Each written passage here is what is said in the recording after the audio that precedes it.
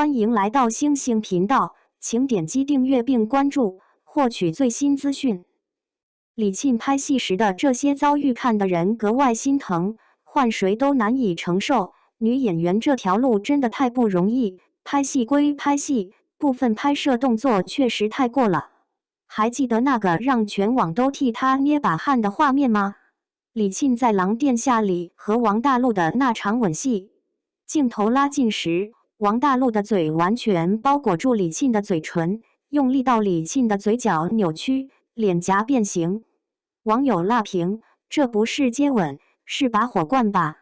李沁事后吐槽，王大陆的吻戏与众不同，调侃他像拔火罐，甚至开玩笑说真怕他把我吃掉。2025年3月，李沁在采访中聊起两人合作细节，直接爆料拍摄吻戏时被王大陆的吸铁石是演技惊到。据他描述，当时导演喊卡后，自己试图后退，却发现对方像被强力胶粘住似的推都推不动，最后亲到嘴唇发麻才结束这场戏。这仅仅是个开始。在另一档综艺里，李沁和王大陆还原剧情，对方从背后紧紧抱住他，李沁瞬间身体僵硬，强装镇定完成表演，却挡不住王大陆用外套裹住他，还将脸紧贴过来的越界举动。他脸上的抗拒和挣扎几乎溢出屏幕。更早之前，李沁和李易峰合作《千金归来》时，剧情只需一个拥抱，对方却突然将他抱起疯狂转圈，镜头中他双眼圆睁，满脸都是藏不住的不可思议的震惊。为大勋同场，他身穿泳装亮相，对方不仅眼神直勾勾毫不避讳，甚至当众做出撩衣动作。李沁终于忍无可忍，直接伸手推开。一次次合作，一次次陷入被占便宜的争议。戏里戏外，专业与越界往往只有一线之隔。当女演员的敬业碰上男搭档的即兴发挥，那份写在脸上的错愕与挣扎，或许正是对职业底线最无声的守护。但问题来了，为什么总是女演员在承受这些？为什么艺术创作总能成为越界行为的完美遮羞布？2025年10月，李沁和陈哲远在《一笑随歌》中的一段37秒亲密戏再次引爆话题。这场从走廊到床榻的戏份，包含了翻面吻和撕衣襟的动作，镜头对得近，情绪特浓。网友直接吵翻了，有人夸细节细腻像吻戏教科书，也有人质疑光顾着搞尺度，忘了剧情该讲啥。这段戏播完没一会儿，热搜词条短短37秒吻戏床戏都上尺度了，像一匹脱缰野马，从文娱榜尾一路狂飙到总榜第一，阅读破8亿。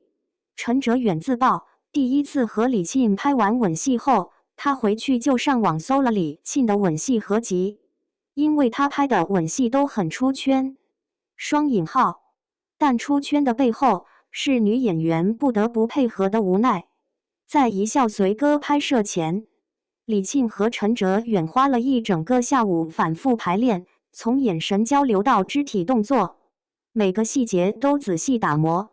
原剧本上就简单写了句二人拥吻，但李沁和陈哲远觉得这样不够体现角色间的对抗感和压抑感，特意找来武术指导，把擒拿反擒拿的思路融入进去，才成了现在这个张力十足的样子。然而，这种设计感在很多时候并不能完全保护女演员的身体边界。左小青在节目里揭开旧伤疤，拍吻戏时，对方以寻找感觉为名，动作越界，反复揉捏，她孤立无援，只能硬生生扛下来。剧组里竟无一人出头，原来这事儿没人管，也没人负责。演员想要一个边界感，想要一个敢说不的环境，竟成了奢望。难道艺术的诞生非得以牺牲个体的尊严为代价吗？这种困境不止发生在李沁一个人身上。2003年《倚天屠龙记》拍摄时，陶虹饰演纪晓芙，张铁林饰演杨逍。开拍前，陶虹出于对拍摄效果的考虑，告知张铁林希望拍吻戏时能避开，张铁林当时满口答应。然而，当开拍的时候，张铁林一上来就完全没有按照之前说好的点到为止。他不仅紧紧抱住陶虹，还突然伸出舌头，强行撬开陶虹的牙关。陶虹当场就被这突如其来的举动弄懵了，脸上瞬间露出震惊与抗拒的神情。他下意识地想要推开张铁林，可无奈张铁林身形高大，力气也大得很，陶虹的挣扎在他的控制下显得有些徒劳。陶虹出于对拍摄工作的尊重，以及现场众多工作人员都在的情况下，只能强忍着内心的不适，配合完成了这场戏。直到导演终于喊出卡，张铁林才停下动作。事后，陶虹难掩委屈，当场就哭了起来。可张铁林对此只是轻描淡写的用入戏太深来解释。18岁的刘亦菲拍摄《神雕侠侣》时，就遭遇过让人愤怒的一幕。剧中有场小龙女被丐帮弟子欢呼托举的戏，本是喜庆的情节，却成了她的噩梦。镜头里，她被群演高高抛起的瞬间，一只陌生的手偷偷摸向她的胸部，得逞后迅速缩回。刘亦菲强忍不适拍完戏份，事后向导演哭诉，可因为群演人数太多，根本无法锁定始作俑者，这件事只能不了了之，成了她演艺生涯的遗憾。古力娜扎在《风起霓裳》里的骑马戏也争议满满。剧中她女扮男装与许魏洲同乘一马，许魏洲环抱她的手却放在了隐秘部位，娜扎当场愣了一下，下意识低头查看后满脸惊恐。事后剧组便称是剧情需要，为了让男主发现女主身份。但这种用冒犯方式推进剧情的操作，还是遭到网友猛烈吐槽。柳岩在某次婚礼现场，险些被数名男艺人抛入泳池，幸得贾玲挺身相护，才避免当众受辱。张翰在东八区的先生拍摄期间，借亲密戏份公然将手置于王晓晨胸部，其行径之露骨令人不齿。这些案例背后，是娱乐圈长期存在的权力不对等和边界模糊问题。有些男演员、导演仗着话语权，把个人私欲包装成艺术需求，而女演员往往碍于拍摄进度、事业发展，不得不选择隐忍。但沉默只会助长恶行。2024年底，好莱坞女星布蕾克来福利控诉爱情。到此为止，导演贾斯汀·巴尔多尼的性骚扰事件引发全球关注。拍摄时，导演突然要求他全裸拍摄分娩戏，这在剧本和合同里完全没提及。现场毫无保护措施，无关人员随意进出，来福利只能靠一小块布料遮羞。导演还即兴做出未经排练的亲密动作，甚至当众揶揄他的隐私。事后他身心俱疲，连下床都困难，最终选择向相关部门投诉维权，而导演所属公司也迅速与其解约。这种权力不对等的现象，在短剧行业尤为突出。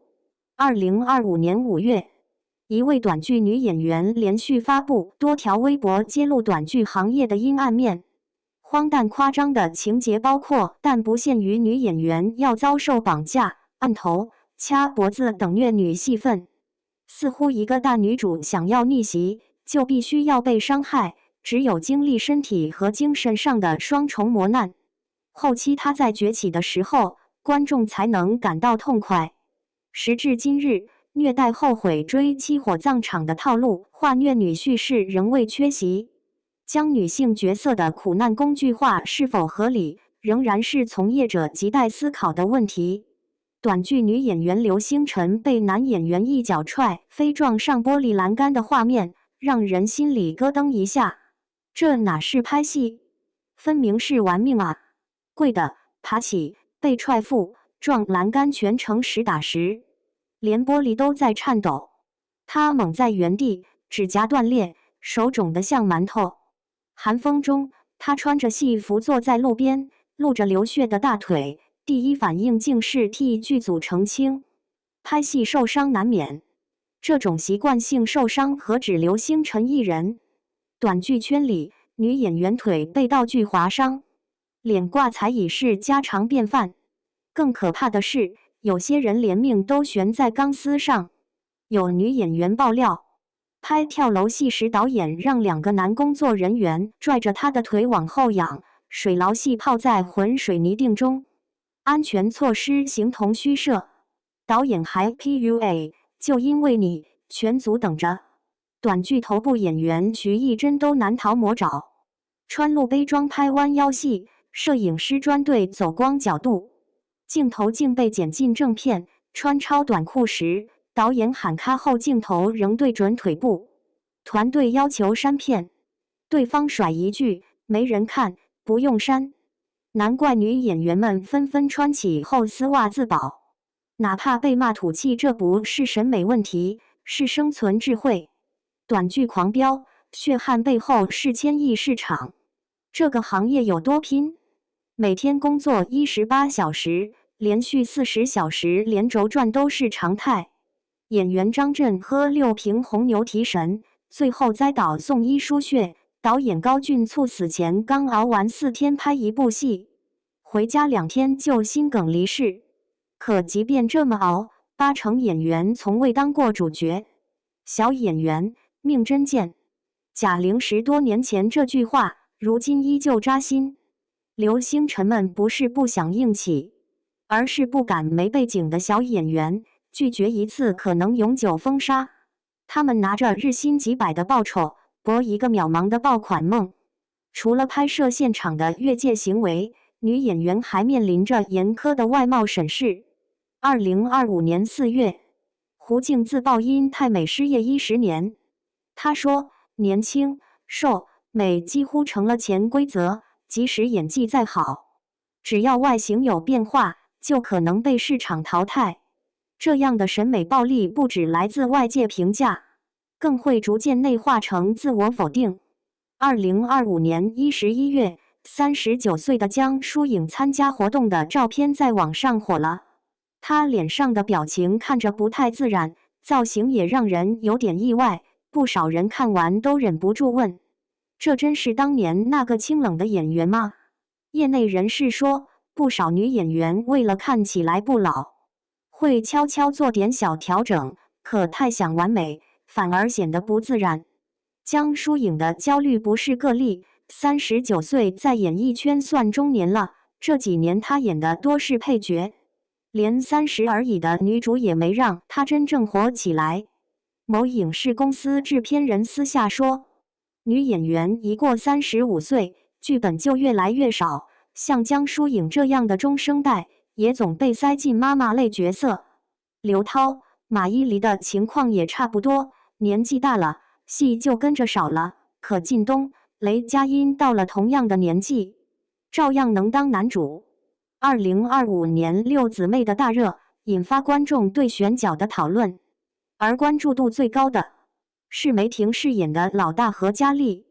49岁的梅婷从28岁的沈月手中接过何嘉丽，剧中时间仅过了2年，但两人21岁的实际年龄差却是显而易见的。梅婷不够年轻，剧作从滤镜美颜上找补，去除皱纹瑕疵，但依然不影响梅婷满脸的阅历感和疲惫的眼神，仍旧直观地流露出中年气质。因此，即便是梅婷拿手的年代题材，也陷入了半嫩争议。与梅婷处境相似的，还有接连出演了小夫妻凡人歌的樱桃。宝妈家娇妻的同质化设定，加上不变的扮相，同样陷入了自我重复。演员的选择是一方面，归根结底，市场长期形成的审美霸权，让梅婷、樱桃等人没有可选的空间。在放弃演戏和演绎同类角色之间，他们只能被迫选择后者。而中年女演员演绎的角色类型，一旦有过成功范例，就会成为剧方眼中的稳妥配置，即便因年龄或是同质化严重引发争议，也不影响成片品质和收视。当国民媳妇海清从都市剧大跨步转型，演艺引入尘烟，收获普遍好评后，又因我本是高山成为众矢之的。即便前后2部作品演技都没问题，受作品的影响也会翻车，可见中女的转型并不容易，机遇与危机并存。2025年10月，演员曾佩瑜在台北劳工影展记者会上点出演艺圈常年存在的性别不平等问题。他指出，对女演员来说，最大的压力是外貌焦虑，年轻、瘦、美几乎成了潜规则。即使演技再好，只要外形有变化，就可能被市场淘汰。这样的审美好暴力不只来自外界评价，更会逐渐内化成自我否定。面对这些困境，行业是否有所行动？2025年，中国广播电视社会组织联合会直接甩出硬性指标，剧组必须设立双专员，职业道德专员加安全拍摄专员。拍摄亲密戏必须走3重确认流程，演员、导演、专员3方点头才算数。VR 技术先预演，明确边界。女性工作人员必须在场，演员有权拒绝剧本外的一切要求。数据不会说谎。新规落地后，因尺度争议被删改的剧集暴跌了60%，演员表演评分反而平均提升了1.2分。2024年新规落地，任何一场亲密戏开拍前，必须演员、导演、专业指导3方同时点头，缺一方的确认，机器就不能开录。这条规则把暂停的按钮交到了最可能感到不适的人手里，他后面跟着更实际的保障，拍完不是结束。剧组必须提供心理咨询通道，并留出足够的休息时间。这不是福利，是标准操作程序。现在80%的大剧组都在用这套流程。中戏已经开课，培养专门做这个的亲密戏协调员。在好莱坞，亲密协调员已成为增长最快的职业。2023年，好莱坞演员工会罢工后，相关协议明确规定亲密戏必须配备协调员，相关条款写入制片合同。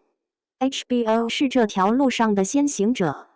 早在2018年，他便率先要求旗下所有涉及性内容的制作必须配备亲密协调员。这一举措起初被视为一种政治正确的负担，但很快，它展现出的价值让整个行业侧目。它并没有扼杀创作，反而让演员在感到安全的前提下，更能投入表演。Netflix 等流媒体巨头迅速跟进，将其变为一种行业标配。真正的制度性落地发生在2025到2026年。美国演员工会 SAG-AFTRA 经过漫长的谈判，终于批准了首个亲密协调员的集体谈判协议。从2026年2月开始，这份协议正式生效。它不仅仅是一纸要求，更规定了协调员的薪资标准、健康福利和职业发展路径。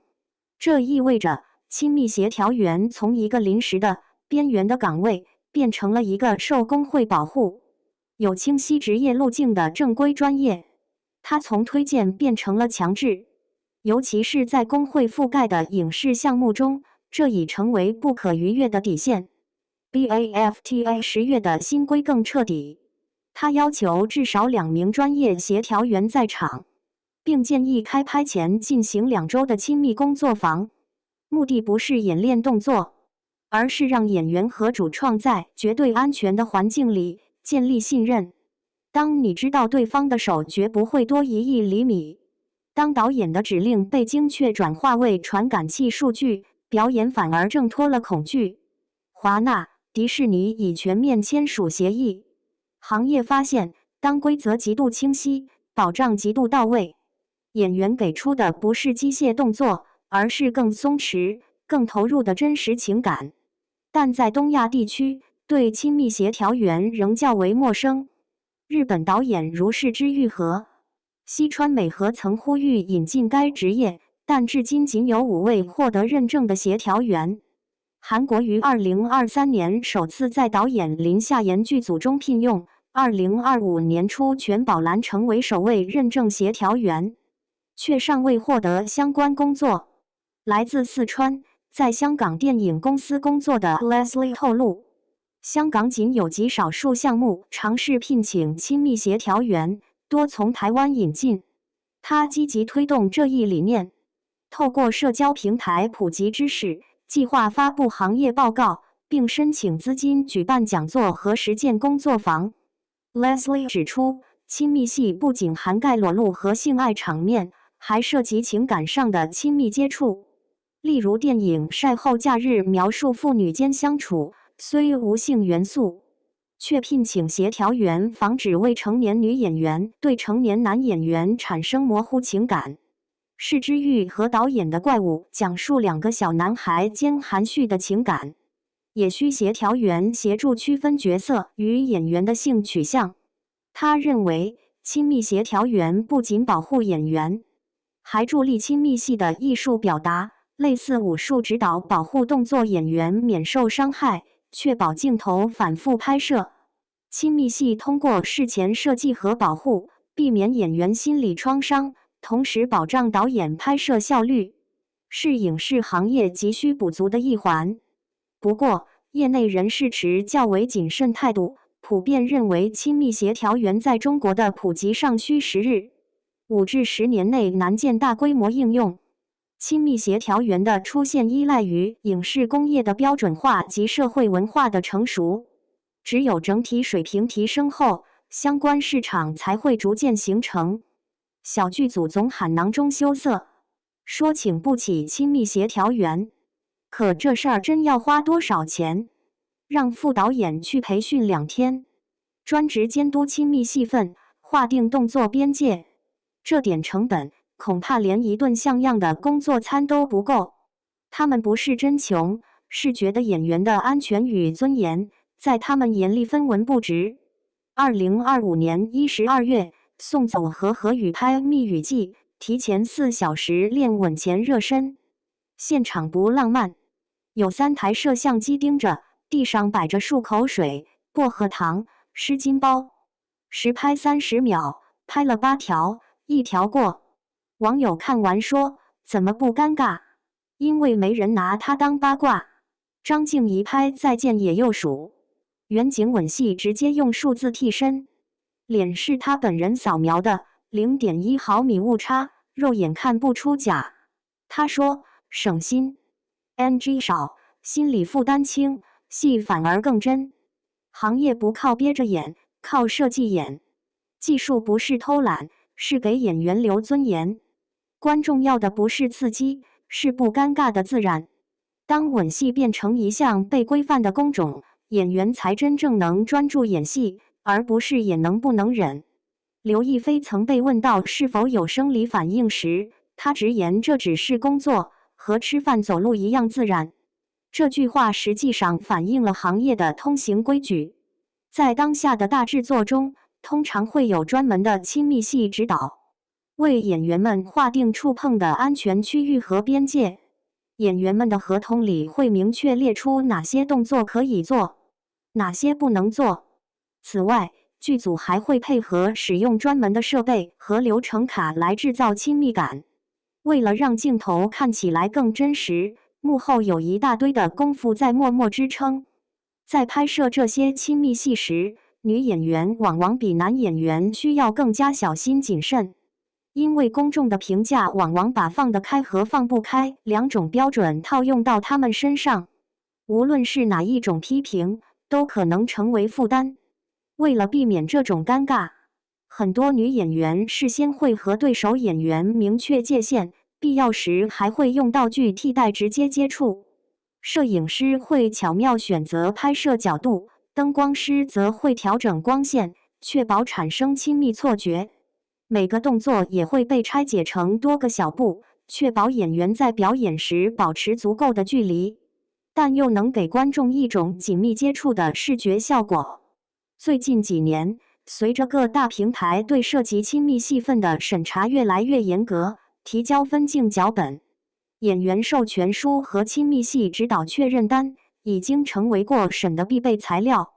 一旦缺少任何一项，作品就有可能在审核环节被卡住。